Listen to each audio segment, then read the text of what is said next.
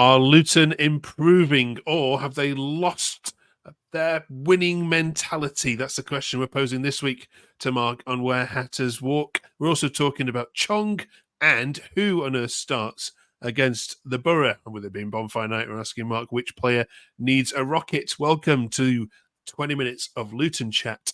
This is Where Hatters Walk.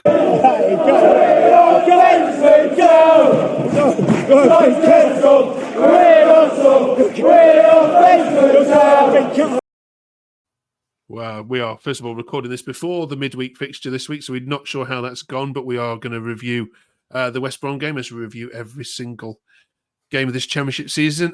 Mark, are you getting tired of talking about the same thing every single week? I think it changes like from week to week, from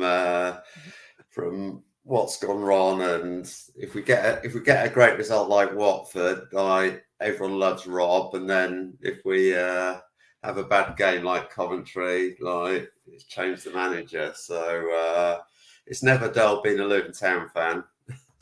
Can I ask you, have you changed your expectations now as a fan? Because you look at how Sheffield United and Burnley are doing up at the top with Leeds, and I think, you know, most of us football fans would have expected Luton to be up there, would be at least in the playoffs. Have you resigned yourself yet to this? Although there's still 33 games left. Have you resigned yourself to being mid-table? To answer your question, my expectations have changed. I mean, my prediction beginning of the season would be absolutely, we'll definitely get top six, but my expectations have changed, not so much for any other reason other than the fact that obviously it's a slow start, and it's not just one team that's running away with the league. There's a lot of teams at the top that are picking up points, and I think it wouldn't be the end of the world if we didn't make the playoffs. Yes, we'd all love to get in the playoffs, but yeah, I mean, I would still expect a top 10 finish, but probably expectations are a little bit less, just on the fact that the start and not really knowing how the January transfer window will go. Yeah, I mean, there's only Plymouth that have been hit with more injuries than I think than you have, so we have to take that into consideration. Yeah, don't we? In terms of first team 11 players being out. Let's have a chat about the West Brom game briefly, then, shall we? You know, it's nearly a week ago now. I watched it. I didn't think. I mean, first of all, it's a very dull game. It wasn't great. It wasn't great for neutral to watch, but I thought you did all right. Could have gone either way, couldn't it? But you're the better side, I think, on balance. Did you agree? Yeah, I mean, the first half, I can imagine if you're a neutral watching that first half, you'd have maybe have turned over. Nothing really happened in the whole of the first half, apart from when West Brom got a nosebleed and we're in our penalty box.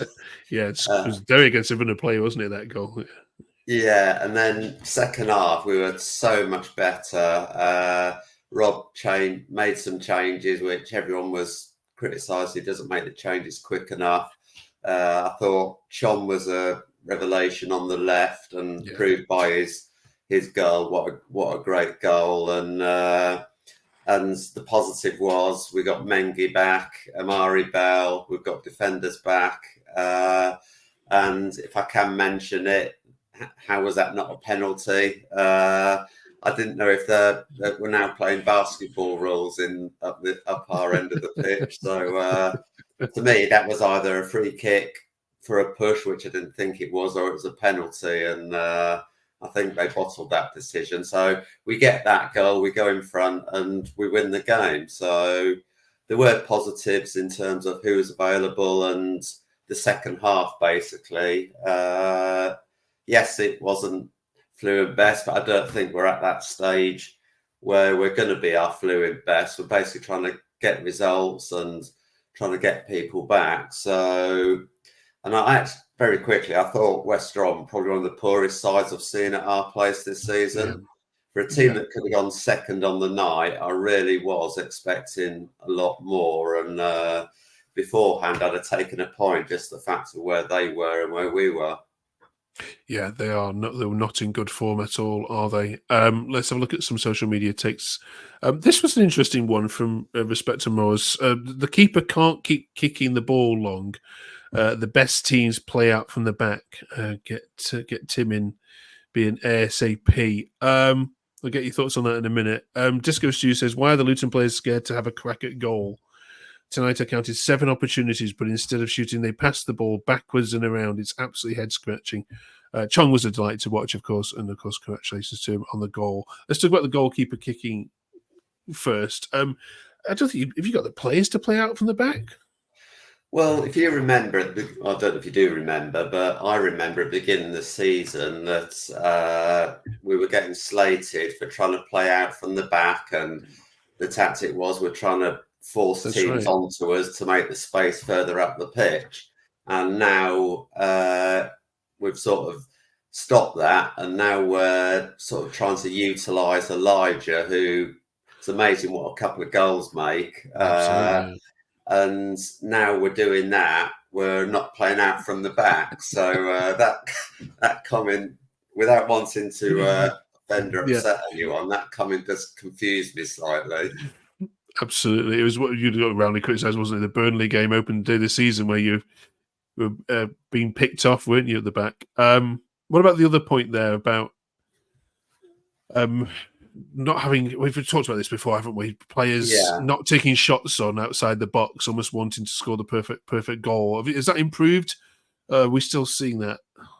Yeah, I mean, for me, it's, I mean, we play with a high pressing, we play with an intensity, and for me, I know Watford's a local derby, but just being on it the whole time and just trying to force like camp in the opposition's half. I've always said before that we don't work the opposition keeper hard enough, and we want him to come off with a man of the match award if we're not going to win. So yes, we can always improve and our shot conversion, but then again, you look at certain games like Coventry. The first half we were clinical, 2 chances, 2 goals, but apparently Coventry we didn't deserve to be ahead, which we didn't. But it's I'd like us to be sometimes like create more chances, but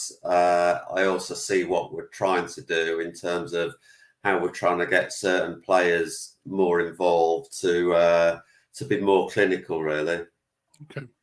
All right, we mentioned it's a big week for Luton. Let's have a look at the fixtures then we're into November. Cardiff City, of course, a resurgent Cardiff City is the fixture this week, which we won't know how's gone. But of course, it's Middlesbrough then. At the Riverside, the fixture probably that you just don't need right now. What's your views on that one, Mark?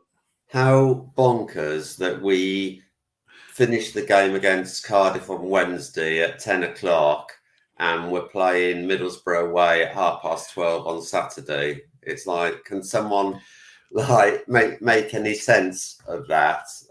Probably not, so I won't ask anyone to. But it won't help you that Middlesbrough are playing on Tuesday night at QPR either, will it? No, but I mean, I'm travelling up on the Friday, so I've lost a day as well.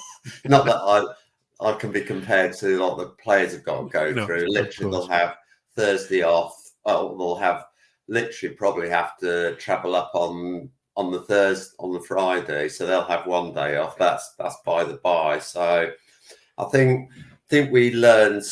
I believe we're learning our lesson about the Coventry in that we used the same team and the substitutions were a bit late at Coventry, and just the third game in a week we always struggle with. So the good news is Alfie Doherty, Tom Holmes are back from suspensions.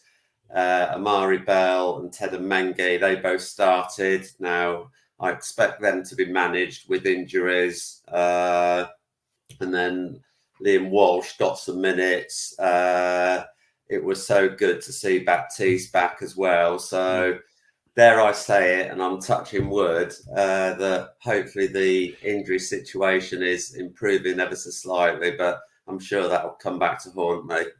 It will do. It will do. No doubt. Thanks for that, Mark. Good luck, of course, against Middlesbrough, who are funny side this season. I'm not predicting any more Middlesbrough results. It's just one week they can completely dominate games and somehow still only win 1-0, and in other games, yeah, they just lose 1-0 either side. So good luck against that. Finally, it is bonfire night. Which player do you think needs a rocket from a point of view that you just hasn't lit up the season yet? You're expecting more from? This is gonna really infuriate everyone that's watching, but so basically, I think we've had 3 players that haven't been available for every game this season, and obviously Kaminsky being one of them. So literally, we haven't had players to pick from. Some new players, some are like injuries. So I find the phrase like needs a rocket. I think everyone's giving everything and they can't. I think you can't ask for much more, even though I think a lot of people would want some more. So I find it, sitting on the fence, very difficult to sort of think of players that have played all season. And in terms of team formation, it's not a rocket up his ass, up his backside, because he gives everything for the club. But I think John Clark needs a rest. He's played every game bar Burnley, and definitely not a rocket because he can give more, because he's literally played every game bar Burnley. I just think when we go to Middlesbrough, take the defensive duties away from him, put in someone else to get a result. But it's definitely not a rocket can do better. I think it's more that we need to manage the 3-week game, rest players, and make sure the high intensity is there. Great shout. If you can think of any others that need a rocket or a rest, drop it into the comments below. Before we let you go, Mark, just one final one about some comments that have been made by Leeds fans and Sheffield United fans about the quality of the Championship this season. People are starting to compare it to previous years, and I'm sure Luton fans have said if Watford are 5th, it just shows you that Leeds fans are right. They're calling out the Championship for being poor this year in terms of quality, the football being poor quality, the teams in general being poorer quality. As a fan who's been here before and has got something to compare it to, do you understand where they're coming from? Well, usually, in the Championship, there's always one team that runs away with it, and it's like they're almost promoted by September, October. I don't believe it is a poorer quality. I mean, if you look at the results the weekend, the fact that Cardiff can go and win at Norwich, Coventry go and win 3-0 at Middlesbrough, I think what it just proves is that the league is so bonkers and inconsistent that on any given day, any team can beat any other team. I still believe there's a lot of quality in the league.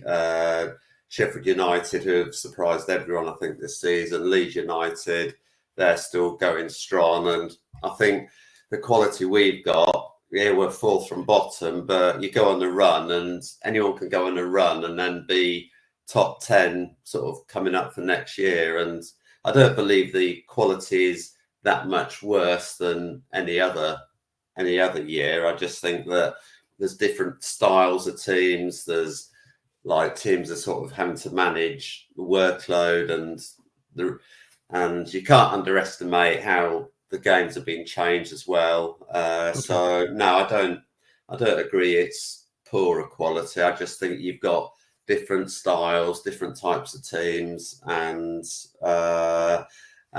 don't forget we're only 13 games into the season, however many games it is. So we're only just 1/3 of the way through the season. So I think for people to say it's a poorer quality after we're not even done 1/3 of the season, my own personal point of view is that no, it's not poorer, and we have that conversation 2/3 through the season, that's fair enough, but not after 13 games. Okay. Well said indeed. Thank you very much.